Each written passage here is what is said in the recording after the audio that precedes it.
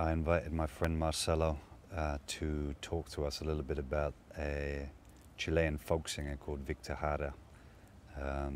This is a very interesting character in music history and very specifically in Chilean history.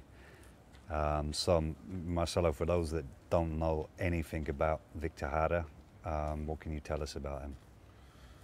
Víctor Jara was a very important musician, composer, artist, theater director, poet, and yeah, you can say political, more than political, I would say freedom fighter, political activist, freedom fighter of the 20th century from Chile.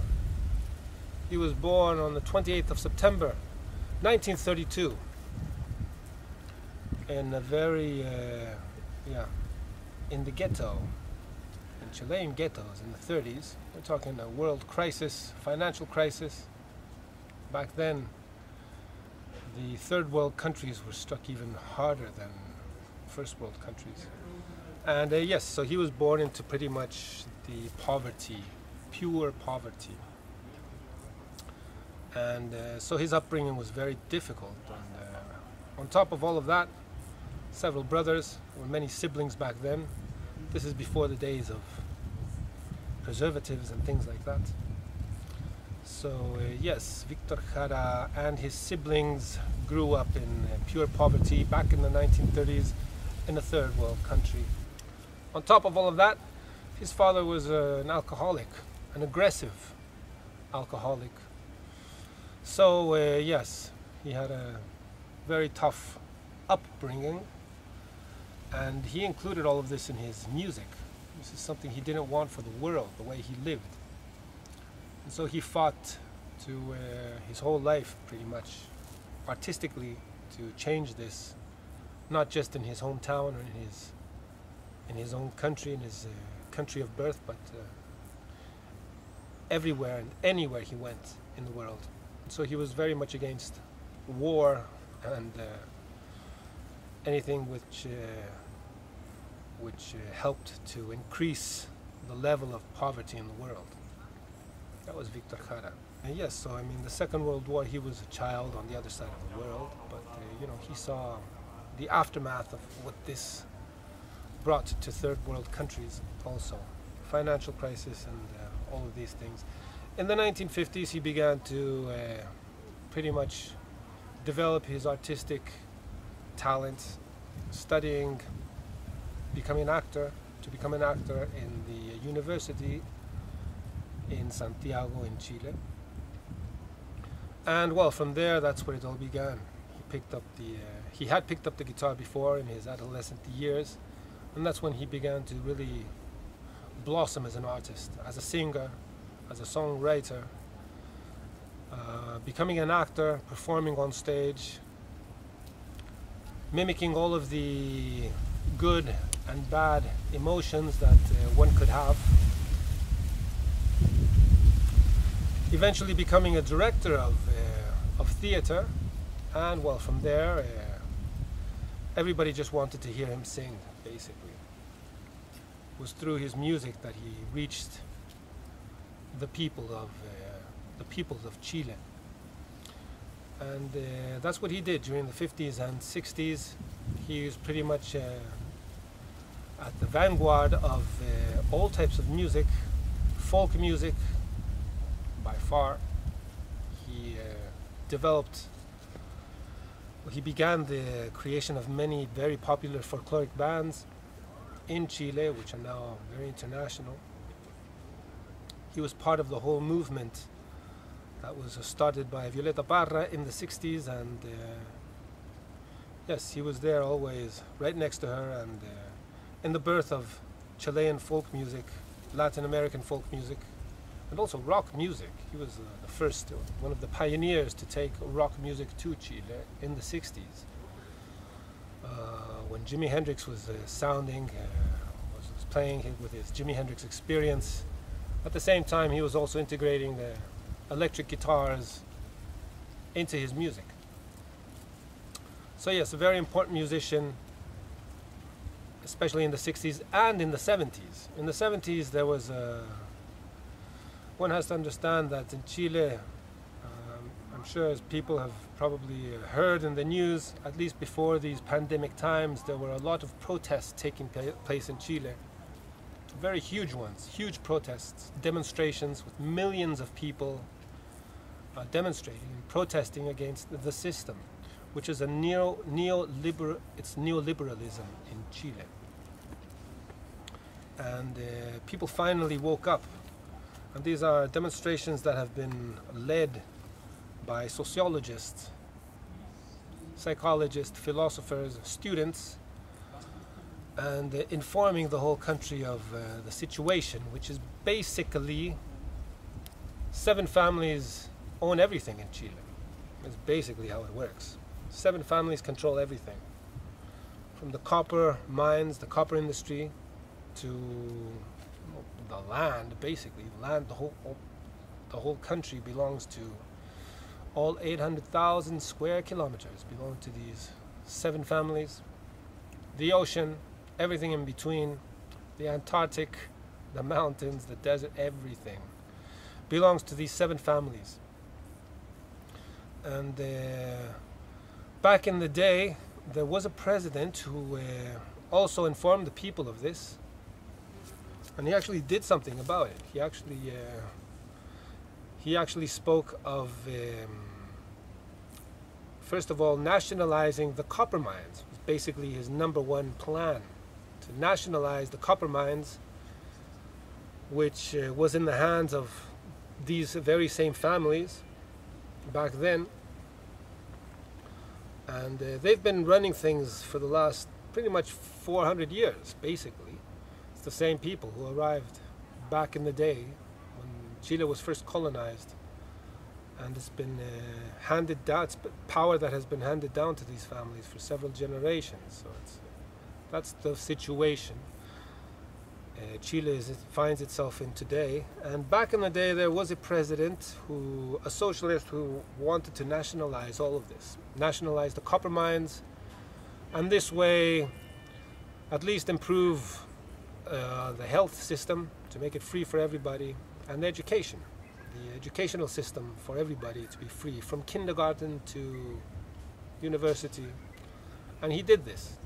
He was elected president, and one of his #1 supporters was Víctor Jara.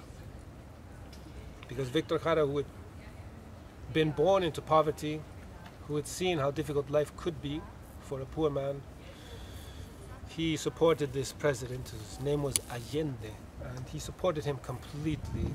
And yes, that lasted for a few years, and as you know, whenever anybody has their natural resources all to themselves and it's taken away from them and given to the folks of the world, they're not too happy about this. So they received help. This is nothing I'm inventing. It's all on Wikipedia. You can find this information. The CIA was a CIA-backed military coup, and yeah, basically that's what happened. There was a military coup that took place where the president was killed, and 5,000 other Chileans were also killed for political reasons, and several thousand more were sent into exile. And well, Víctor Jara was one of them who was not sent into exile. Unfortunately, he was arrested and tortured and killed, basically. That's what happened to Víctor Jara. So yes, Víctor Jara is a symbol for freedom, political activism, and through his art, through his music, through his work, he always fought for this. He fought for peace and freedom everywhere. All of his songs are about the working class. Nobody understood the working class better than him. And yeah, putting an end to poverty and war in the world, that was one of his main goals. So it is ironic for him to have died this way, in such a brutal manner. But yeah, that's basically the story of Víctor Jara. So who gave the order for Víctor Jara to be tortured and murdered? Well, there was a trial now which took place. There was nobody knew, because when it comes to military, nobody talks, and it's very difficult for to condemn anybody or to put anyone on trial that comes from the military, because within the military they all pretty much defend each other or deny things. But there was a thorough investigation which happened, and fortunately a few soldiers from back in the day were present the day when Víctor Jara was tortured and murdered. They spoke, and they gave some names, and an investigation began, and one of the main culprits was he's a sergeant back in the day. Barrientos is his name. He had been living already in Miami for several years, and so there was no possibility of extradition. And yes, so the trial was actually taken to the United States, which is another, it's very ironic, United States being one of the countries which participated in this military coup, would finally condemn one of the assassins and torturers that this military coup had produced in a trial which was, yes, to bring at least some kind of redemption to the case of Víctor Jara. And it happened. It happened. He was put on trial, he was condemned, and yeah, there was some kind of redemption, you could say. Mm-hmm. In the case of Víctor Jara, the case is closed, and the man who was responsible for his death, giving the order, he is paying the price now, let's say. Mm-hmm. So one story that sticks in my mind about Víctor Jara was this story that I heard about the way he had his bones in his hands broken. This kind of really stuck in my mind as a way to show him that he can't use his guitar or his voice as a weapon in that way. Do you know what I mean? He was Víctor Jara was arrested at the university where he was working. He was not just an artist; he was also working at the university. And like everyone else, they were all told that in case of a military coup or something, to continue with their lives, to go back to work, to keep doing this, living their lives the way they had been up to that moment. So he went to the university, and at the university he was arrested. He was sent to the Estadio Chile, which is a stadium in Santiago, where thousands of other prisoners were with him. And yes, it was he was like everybody else, a political prisoner there, and the military found out who he was, and that's when they began to torture him. Yeah, it's a very brutal way of dying. Víctor Jara's final days were in the same month as we are now, back in 1973. Days after the military coup, they tortured him, and yes, they destroyed his hands, and told him, play the guitar now. That's right. That was one of the things that they said to him. And even at that moment, with a broken hand, with all the bones in his hand were completely broken, he continued to write, being inside this national stadium, this Chilean Estadio Chile. He continued to write his final words, which is now known to everybody as Somos 5,000, we are 5,000. 5,000 prisoners were with him that day, and he began to write what he was feeling during those last days, those final hours of his life. And he would write things down, or they would write it for him on whatever they could find, on a piece of newspaper or a piece of on a napkin, somebody's sock, anything that could be written on. They would write what he had to say. Right up to his last breath, he continued to write. And yes. What did Víctor Jara do to the spirit of Chile? What did he leave behind? How did he change the consciousness of the following generation or his generation?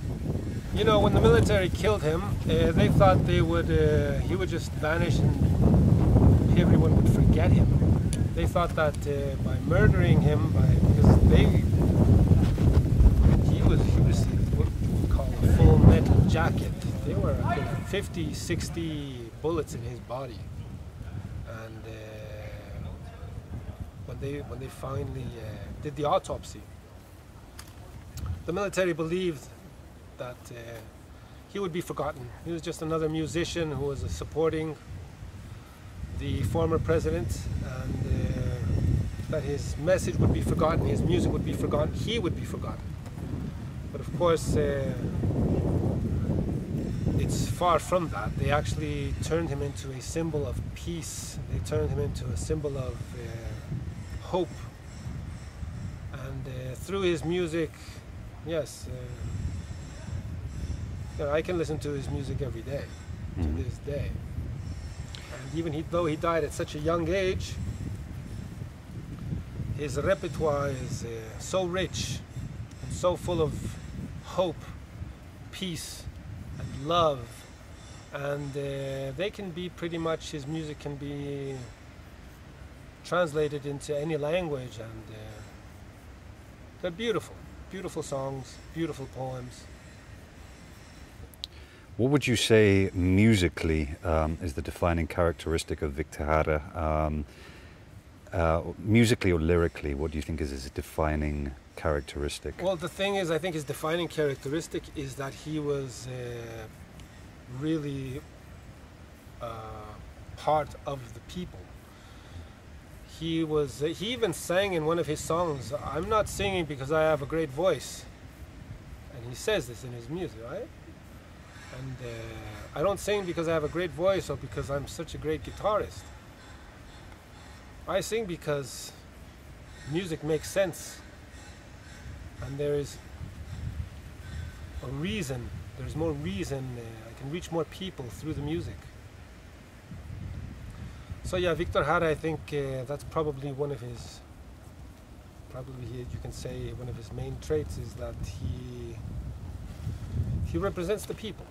He was really from the folk, he represented the people, and he sang for the people, from the people, to the people. That was Víctor Jara. So Marcelo, tell us a little bit about the charango. Charango, this is an Andean instrument. It comes from the Andes mountains, so it's very common in Andean music, folk music from Peru, from Bolivia. So yeah, it's an integral instrument, one of the primordial instruments in folk music. And yes, Víctor Jara played a very huge role in taking this instrument and popularizing it, along with Violeta Parra. They included this instrument in a lot of their music. What is this? Is it like an open tuning, or? It's basically, it is, I don't really know the history of this, but they are the same. Anyone who can play ukulele can play charango, because it's, those are the same. So the ukulele is like this, the charango is the fifth one, so it's basically the E, repeats itself again. But anyone who can play the ukulele... I'd like on the guitar, actually. You got the top E and the bottom E. Yeah, that's right. Yeah. You've got the E. Yeah, that's right. Yeah. That's the deeper E and the top E. So they just repeated the E on this thing, and so it's it's G, C, E, and A. So those are the four open strings of the charango, the same as the ukulele, exactly the same. So anyone who can play ukulele knows how to play charango. They're brother and sister. They're sibling instruments, but of course they're doubled strings, so each string is doubled, and the only one which is different is the E, which is bass and also a high note. But basically, yeah, that gives it the sound. So there are many different ways of playing charango. Tremolo, you can do the arpeggio, or just strumming normally. So yeah, charango has a very specific sound to it, and yeah, I'll play one of the songs that Víctor Jara popularized, which is one of the indigenous languages. Actually, it is Aymara, and it's from Bolivia. It's the indigenous language of Bolivia. The song is called El Tinku, which means which means the meeting of when people come together. El Tinku.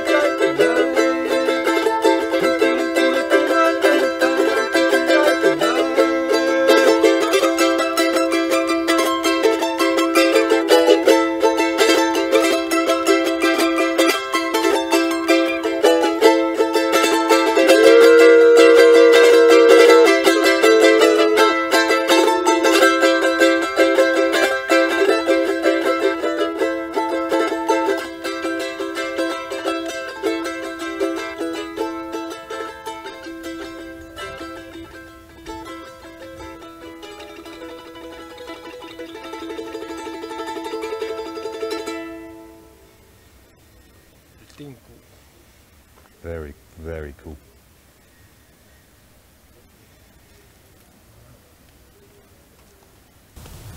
So, yeah, you asked before about Víctor Jara. What was his? What was basically his most powerful skill or tool? I would say his hands. And he would say, my hands are for working, and his art he considered basically work. And this song is actually called The Only Thing I Have Really Are My Hands. Mis manos son lo único que tengo. Mis manos and my hands are the only thing, lo único que tengo, the only thing that I have. And it's what he used for, as a symbol for working. And so it is also very ironic the way he, probably one of the reasons, it was one of his most famous songs also. So one of the reasons why the military did what they did to him. Lo único que tengo.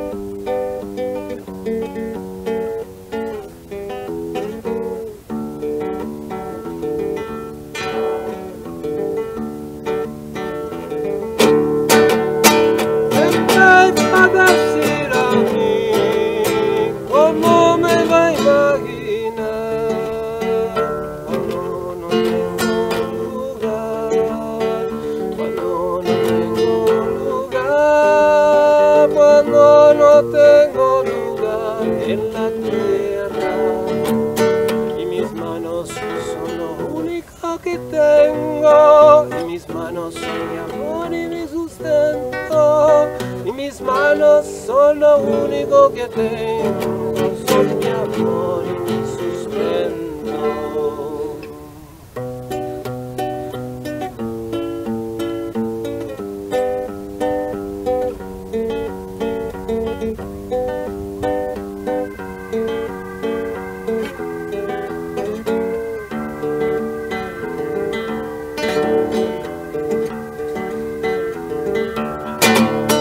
No hay casa donde llegar, mi padre y mi madre están tan lejos de este barrial, tan lejos de este barrial, tan lejos de este barrial que una estrella. Y mis manos son lo único que tengo, y mis manos son mi amor y mi sustento, y mis manos son lo único que tengo, son mi amor y mi sustento.